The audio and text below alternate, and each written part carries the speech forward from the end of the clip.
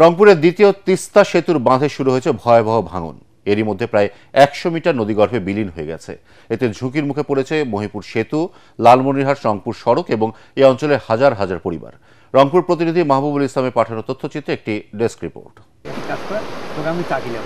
গঙ্গাচরের মহিপুরে তিস্তা সেতু রক্ষা বাঁধ ভেঙে প্রবল বেগে ঢুকছে পানি, তলিয়ে গেছে ঘরবাড়ি, ফসলি জমি। সেতুরক্ষা বাঁধের ব্লকের নিচের মাটি সরে গিয়ে সৃষ্টি হয়েছে বড় গর্তের। স্থানীয়রা জানান 90 মিটার বাঁধের প্রায় 30 মিটার জায়গার ব্লক ধসে গিয়ে 70 ফুট গভীর গর্ত তৈরি হয়েছে, আর ভাঙনের পরিমাণ 100 মিটার ছাড়িয়েছে। ভাঙনে সর্বস্ব হারিয়ে দিশেহারা বানভাসী মানুষ। এই বাঁধ ভেঙে 4-5 দিন ভাঙার 4-5 দিন আসল কোনো লোক আসে না। এই আমার খেত বাড়ি ওয়া বাড়ি ভাঙি একেবারে চাকার আসল। আমরা কৃষক এই আমরা ফসল করে খাই, এই ফসল ভাঙি আমরা কী করে খামো?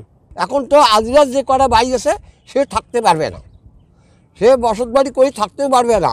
আমার পুরে এই বান বিনবিনার থেকে লক্ষ্মীবাড়ির 1 নম্বর ওয়ার্ড পর্যন্ত এই বান, এটা আমরা চাই। এই বাঁধ তো আজ কয়েকদিন ধরে ভাঙতেছে, ওই বাঁধের তো কোনো কাজ করার কোনো খোঁজ খবর নাই।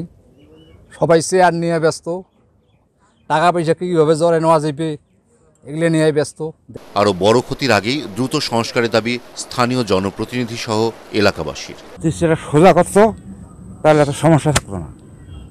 রাঙামন্ত্রীর টাকা দিলেও আমি তো খেয়ে ফেলাই, 1600 কোটি টাকা খেয়ে ফেলেছি, কোনো কাজ করেনি।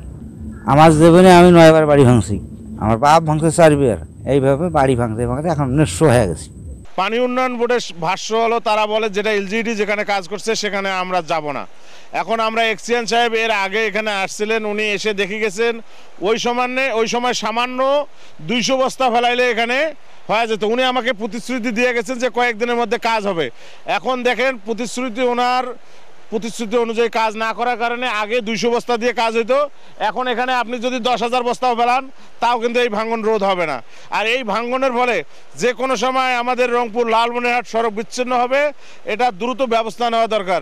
এটার মানে যদি কোনো মা বাপ থাকে তাইলে যেন দ্রুত ব্যবস্থা নেয়, আর যদি মা বাপ না থাকে তাইলে এইভাবে তাইলে ভাঙুক, যদ্দূর ভাঙবে আর কি। তিস্তা নদীতে পানি বেড়ে যাওয়ার কারণে এই ভাঙন দ্রুত সংস্কার করা হবে বলে জানালেন এলজিডির নির্বাহী প্রকৌশলী। তীর রক্ষা বাঁধে এটা 2017 সালে এটা কমপ্লিট হয়েছে।